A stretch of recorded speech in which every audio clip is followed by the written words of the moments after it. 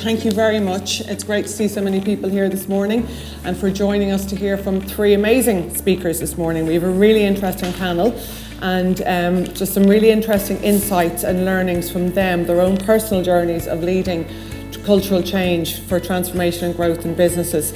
At today's event we heard from three amazing speakers, and I think one of the themes that was running through all three presentations was the importance of culture in delivering tangible outcomes for businesses. It is the thing that drives the internal business and also listens to the customer and ensures that the customer is at the heart of business and is driving real difference for businesses. We spent a lot of time working with a lot of employees right across the organisation, and we came up with 5 things: that we had to put our customers first, we had to empower, we had to build trust and appreciation, we had to keep it simple, and we had to be better together. You know, cultural change, you need to be very clear about what you're trying to create and where you're at now. So that sort of sense of where we're trying to get to. I think measurement is really important in terms of measuring your progress. I think the other thing that's really important is communicating about what's changing and how we're particularly in a large organisation, that everybody understands what that change means and how it's actually happening every day. But actually focus and alignment is really important. And as I talked about, it's actually being courageous. So going with what you want to achieve, being very committed to it, and then communicating on an ongoing basis how that change is happening. Nest was only a number of years old. Airbnb at that stage was 4 or 5 years old, but they were taking on the world. Really were the leader in, well, they created their own space, so, you know. So we could see that there was a huge opportunity for us to work with these companies that were growing everywhere, literally everywhere in the world. So if we could get in with them, provide a really good service, build a really strong relationship, there was an opportunity for us to go wherever they went.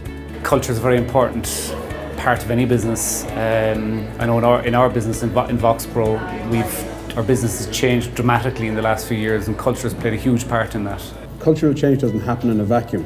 It happens because we're all interested in growth. But growth is also a term that's overused, and you hear it sort of one of those generalistic terms, because everybody who reduces costs in any way has an impact on growth. What I'm interested in, and what the teams I work with are interested in, is transformational growth.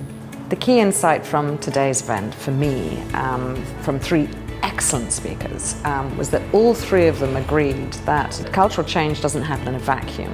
The reason cultural change needs to happen is that companies need to grow, and to get real transformational growth, an overhaul in cultural change and a look to the future. Leadership is key in driving cultural change.